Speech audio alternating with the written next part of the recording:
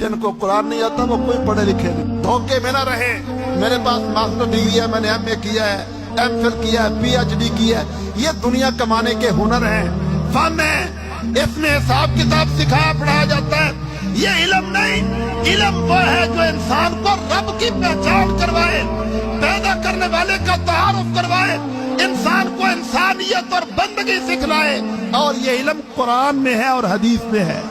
اس لیے فرمائے خیرکم, تم میں سب سے بہترین وہ لوگ ہیں تعلم القرآن, جو قرآن کا علم حاصل کرتے ہیں, تعلمہ, اور قرآن آگے پھیلاتے ہیں. اس لیے ہمارے حافظ, ہمارے طلباء, ہمارے علماء کبھی احساس کہتری میں مبتلا نہ ہو, کبھی اپنے آپ کو حقیر اور چھوٹا نہ سمجھے, اللہ کے احسان پر خوشی کا اظہار کریں.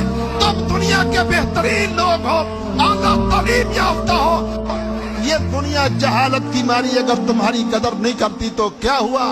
عرش والا رب تمہاری عزت اور قدر کو پہچانتا ہے.